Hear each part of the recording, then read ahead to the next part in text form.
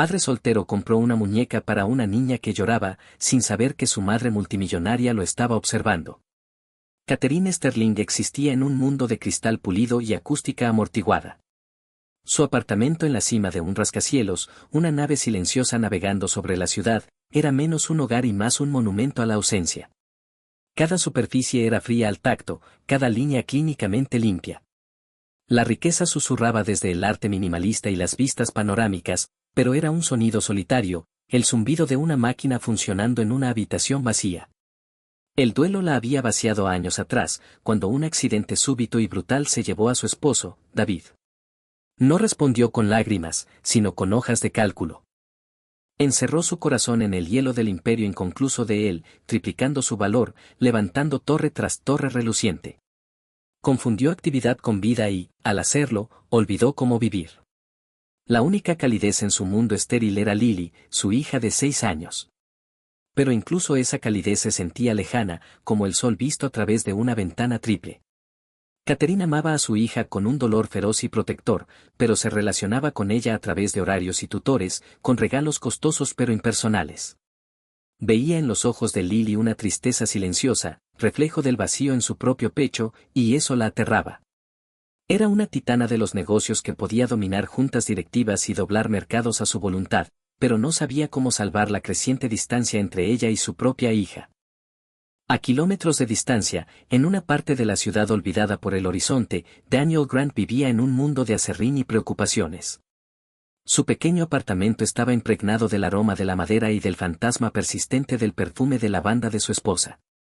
Era carpintero, creador de cosas sólidas y honestas, pero el trabajo era esporádico y las cuentas constantes. Era un padre soltero, criando a su hijo Leo, de 8 años, sobre una base de amor y ahorros menguantes. La pérdida también lo había visitado, llevándose a su Sarah tras una larga y agotadora enfermedad que le robó el aliento y su futuro. Pero, a diferencia de Catherine, Daniel no había levantado muros, los había derribado, pieza por pieza, para asegurarse de que su corazón siguiera abierto para su hijo. Poseía una dignidad tranquila que no tenía que ver con el orgullo, sino con la resiliencia. Enfrentaba cada día no con amargura, sino con una resolución serena. Sus manos, encallecidas y hábiles, podían reparar muebles rotos y, esperaba, mantener unido el frágil mundo que construía para Leo. Se preocupaba constantemente, un zumbido de ansiedad bajo la calma, pero nunca dejaba que su hijo lo viera. Para Leo, su padre era una fortaleza, un hombre cuyo amor era tan sólido y confiable como el roble que a veces trabajaba. El centro comercial era una catedral del consumismo, un caos ruidoso y brillante que Catherine solía evitar. Pero había prometido a Lily una visita, una rara tarde sin agenda solo para ellas. Sin embargo, la costumbre era una corriente poderosa. Su teléfono vibró, una llamada urgente desde su oficina en Tokio, una crisis que no podía esperar. Un momento, cariño, murmuró, con la voz adoptando ya el tono firme de una directora ejecutiva. Dejó a Lily al cuidado de Thomas, su hombre de seguridad de confianza, y se alejó para dirigir su imperio a miles de kilómetros. La llamada fue una tormenta de números y proyecciones, un idioma que entendía mejor que el simple dialecto de la infancia. Cuando por fin colgó, sintió la mezcla habitual de logro y culpa, y vio a su hija llorando. No era un berrinche. El pequeño cuerpo de Lily estaba sacudido por sollozos profundos. Frente al gran escaparate de una juguetería, con la cara pegada al vidrio. Thomas, rígido, parecía incómodo e impotente. El corazón de Catherine se encogió. Otra vez había fallado. Corrió hacia ella. Lily, ¿qué pasa? ¿Qué tienes? Lily señaló con un dedo tembloroso una vitrina de muñecas. La princesa de la luz estelar, susurró entre lágrimas. Me lo prometiste. Lo olvidaste. Un cuchillo en el pecho. Lo había prometido semanas atrás, entre reuniones, y luego lo enterró bajo trabajo. Miró la vitrina, casi vacía. Un empleado, al ver su abrigo costoso, se acercó con aire apenado. Lo siento, señora. Esa era la última. Estamos agotados. La frase fue definitiva.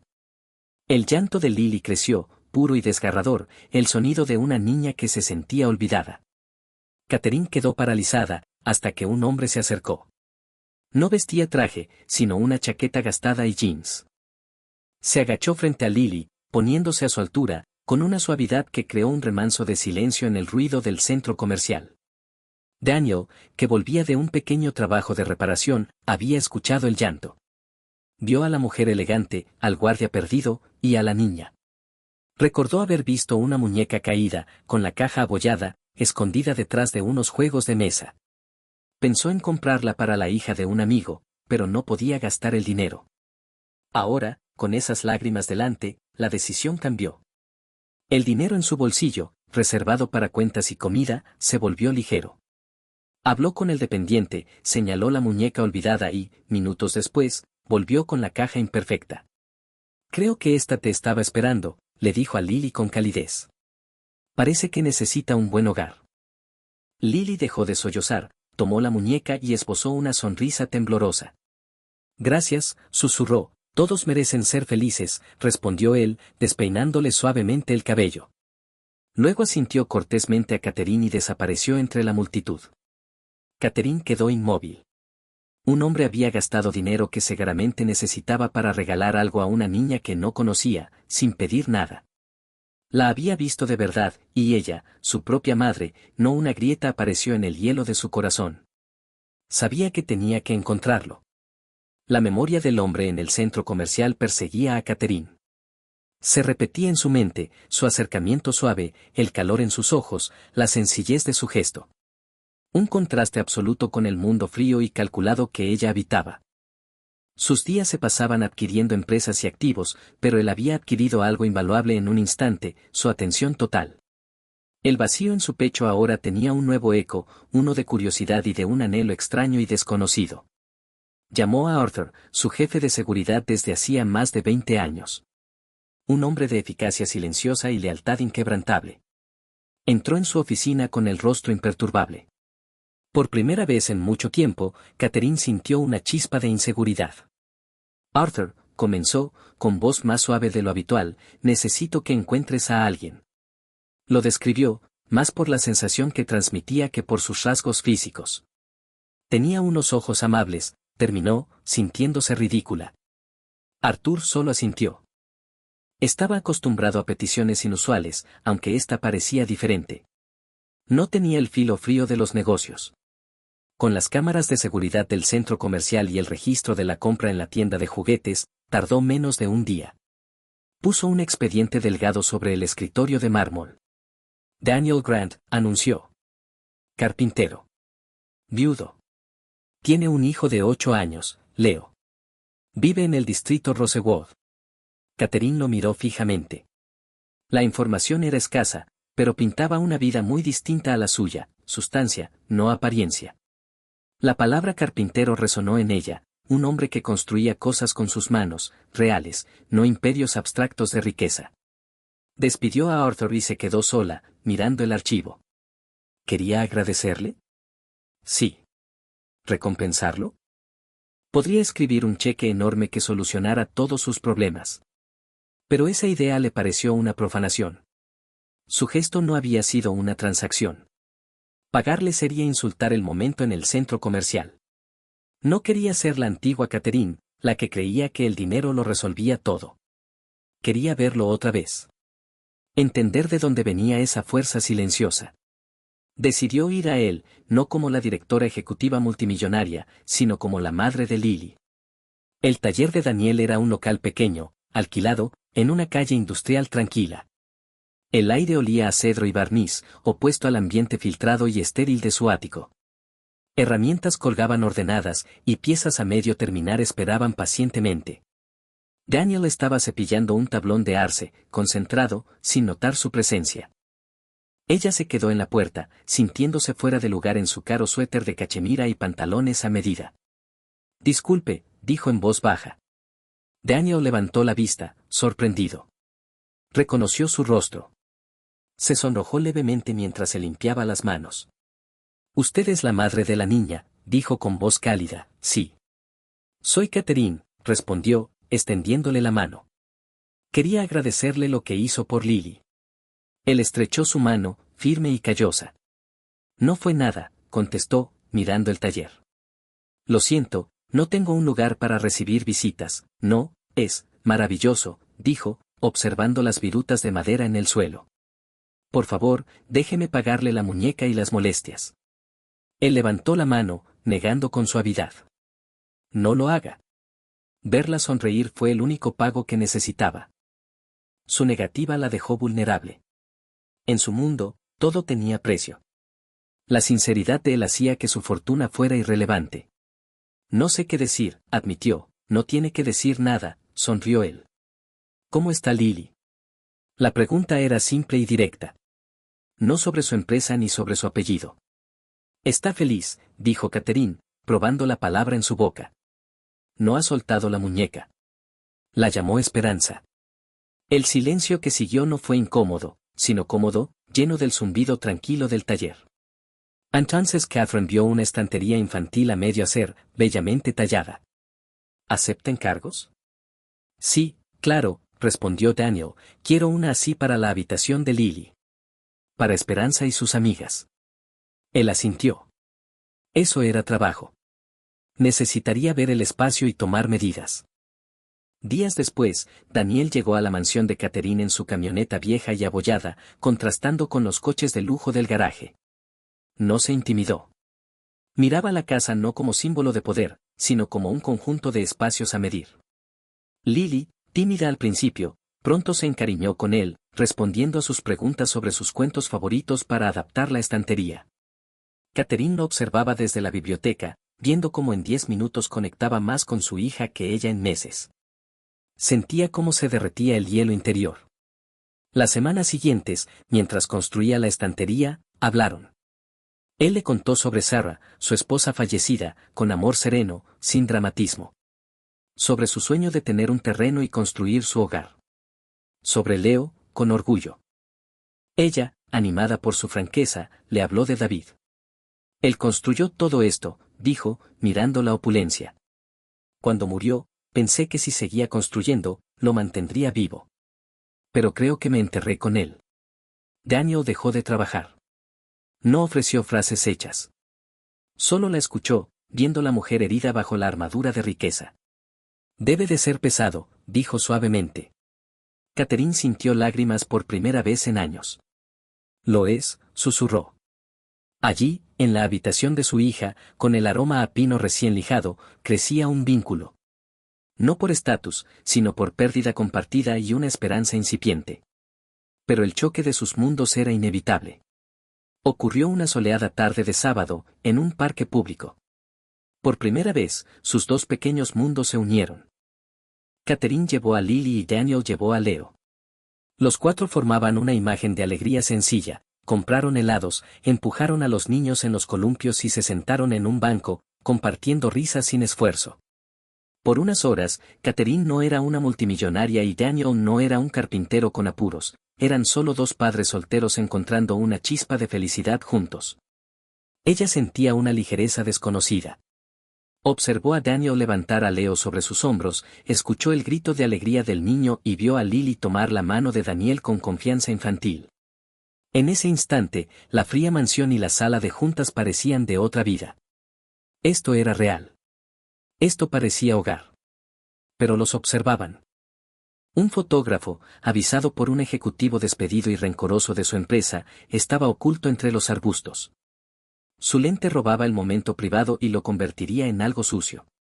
La foto apareció al día siguiente en la portada de un tabloide famoso por su veneno, Catherine y Daniel sentados cerca en el banco, sonriéndose, con Lily dormida sobre el regazo de su madre. El titular era puro veneno. La reina de hielo y su nuevo proyecto, la viuda multimillonaria Catherine Sterling se consuela con un carpintero. El artículo era una obra maestra de insinuaciones crueles, presentaba a Daniel como un cazafortunas que usaba a su hijo para atrapar a una viuda rica y sola, a Catherine, como una mujer patética y crédula. Usaban su modesta dirección, su oficio y sus problemas financieros como armas, deformando su dignidad en pruebas de un plan calculado. La tormenta fue inmediata. La vida de Daniel se volvió un caos. Al llegar a su taller, lo esperaban reporteros gritándole preguntas, cámaras como ametralladoras. Se agolpaban frente a la escuela de Leo, asustando al niño. Su teléfono no paraba de sonar con ofertas de programas sensacionalistas para que contara su historia. Su pequeño mundo, antes seguro, había sido invadido y ensuciado. Su bondad ahora se presentaba como estrategia manipuladora. Catherine, protegida por rejas y seguridad, sufría un asalto distinto, un ataque a la conexión más genuina que había tenido en años. Su primer impulso fue contraatacar, movilizó a su equipo legal, amenazó con demandas, exigió retractaciones. Pero era como apagar un incendio forestal con un vaso de agua. Cuanto más luchaba, más se aferraban los medios, convencidos de que habían tocado un nervio. La grieta entre ellos fue inmediata. Daniel, horrorizado, sintió el peso aplastante de su mundo. Este era el precio de conocerla. Pensó en Leo, su hijo inocente, ahora con miedo de ir a la escuela. La elección fue dolorosa, pero clara. La llamó. Su voz sonaba tensa. Catherine, no puedo seguir con esto, Daniel, lo siento, suplicó ella. Estoy intentando arreglarlo. Mis abogados. No puedes arreglarlo, la interrumpió, con un tono de derrota. Este es tu mundo, no el mío. No puedo permitir que mi hijo forme parte de él. No puedo formar parte de él. No podemos vernos más. Es lo mejor. Colgó antes de que ella pudiera decirle cuánto significaba para ella.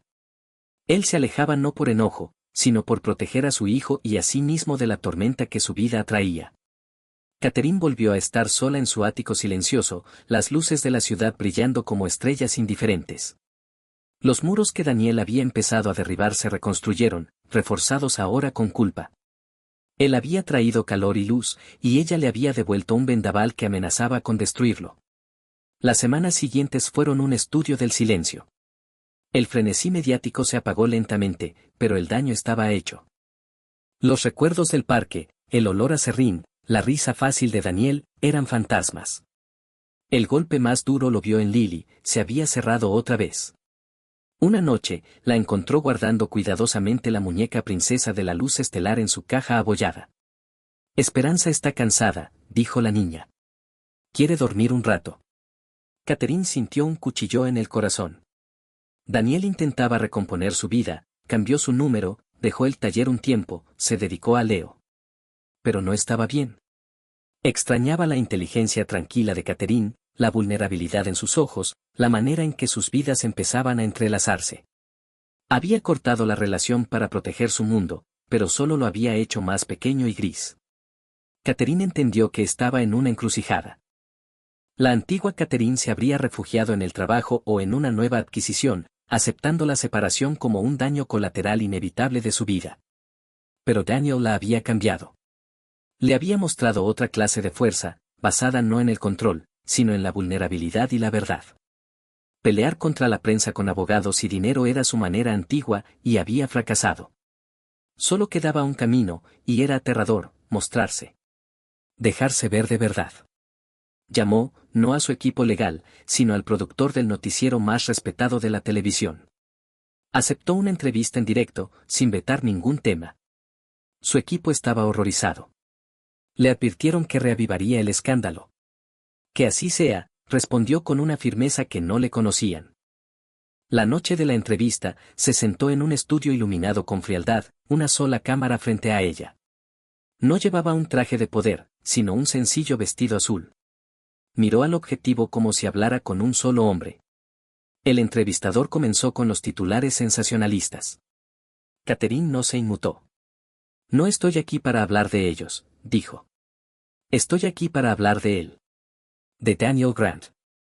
Y contó la historia entera, una tarde fría en un centro comercial, su propio fallo como madre, las lágrimas de su hija, y como un desconocido apareció, la vio y simplemente actuó, en un mundo donde todo tiene precio. Dijo, firme, este hombre hizo un acto de pura bondad desinteresada. Compró una muñeca para mi hija con un dinero que ahora sé que no le sobraba. Y no pidió nada. No quería nada. Habló de su propio duelo y de la fortaleza de Daniel. Durante años viví en una fortaleza de riqueza, trabajo y silencio.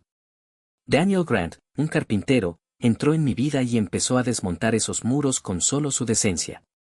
Le mostró calidez a mi hija y me recordó lo que era sentirme humana. Con lágrimas que no ocultó, continuó. La prensa lo ha llamado cazafortunas. Es una mentira.